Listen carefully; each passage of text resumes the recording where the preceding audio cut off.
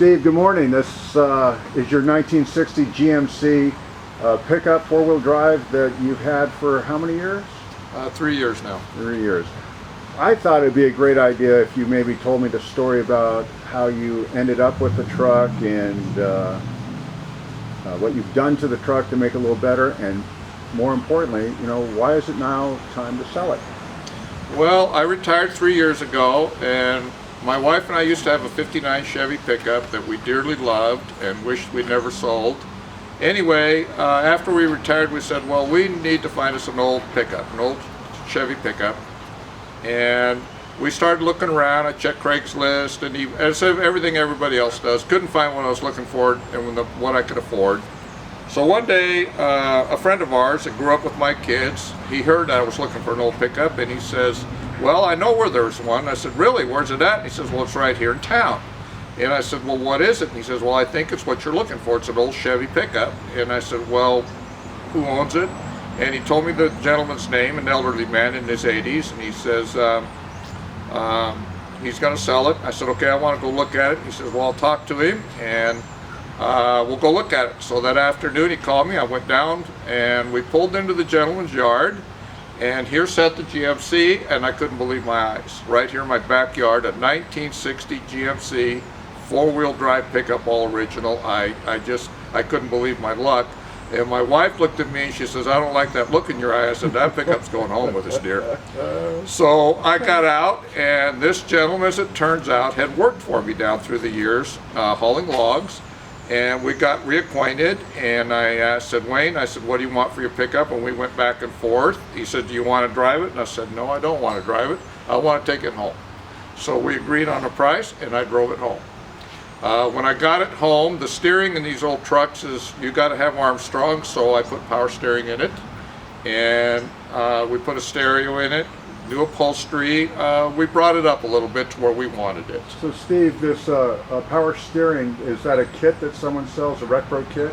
Yes, it is. And I had it professionally installed. So locally done. So locally done professionally. Is it a GM power steering pump? I believe it's a 78 Chevrolet pickup power steering box. Okay, and this is a 4-speed truck with a 2-speed transfer case? It's a 2-speed transfer case. It's got locking hubs. What size motor does it have? It's got a 283 V8.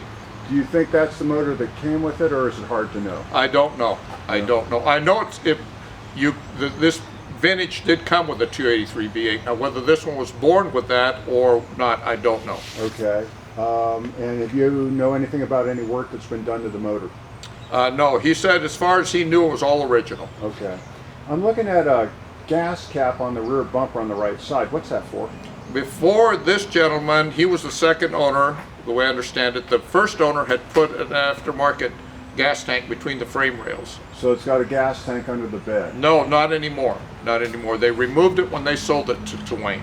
So that cap there goes to nowhere? It goes to nowhere. But a guy could put another tank very easily could put a gas. And a lot of people, for safety reasons, don't like the tank in the cab with them. The saddle. The saddle tank behind the seat. So they do away with that and put the tank underneath the bed. Okay. As far as the paint and so forth, this was exactly the way you got the truck? This is exactly the way I got the truck.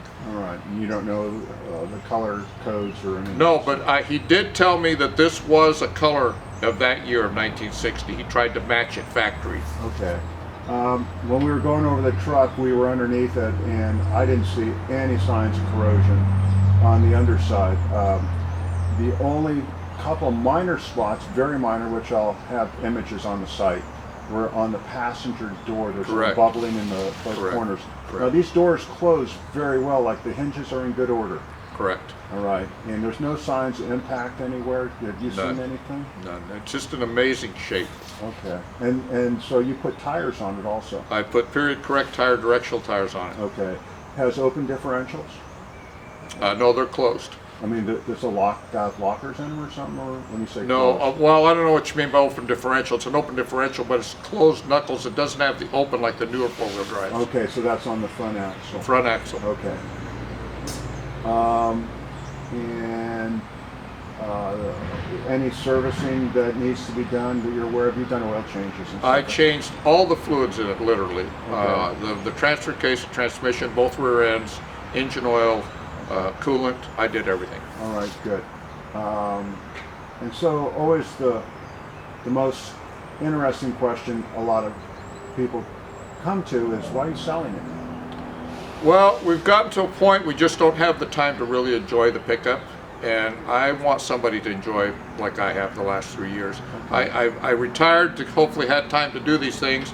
We have a big piece of property that needs a lot of work done to it, and I have a big family that wants a lot of attention, and I just don't have time to do what I want to do with the truck. Okay, so the truck right now is usable, drivable. You could not do anything except add gas to it. I just drove at 60 miles this morning up the freeway at 60 miles an hour, just hummed all the way back. Okay, so, and if a guy wanted to drop another 40,000 bucks into it, he could do that, and he'd have himself a trailer queen. But right now what we have is a great driver. It's a very special pickup that really caught my eye because it was the first year General Motors built their own four-wheel drive pickup. Really?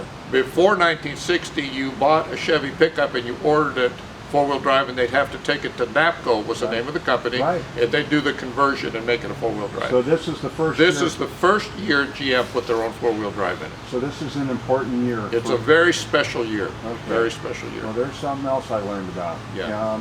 And this bumper is probably not a factory bumper. Yeah, it's what they call the Barden bumper Yeah. that you ordered as an option for them. They were super strong. This is a Barden bumper. This is a Barden bumper by what he Wow. told me. Yeah, So. well, that tag would probably have. Yeah, more it's strong, and you don't want to mess around with that bumper. It'll do the job.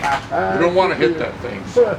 with your head or anything else. Or anything else. Anything else. All right. Well, Steve, we're gonna go ahead and get this to the detail shop, and we'll get it on the site as quick as possible. I very much appreciate you bringing it in. This Well, I has been- appreciate you taking it on. This thing will work out really well. Yeah. Sorry about that noise. I have no idea. It must have been a Honda. It was a Toyota. A Toyota.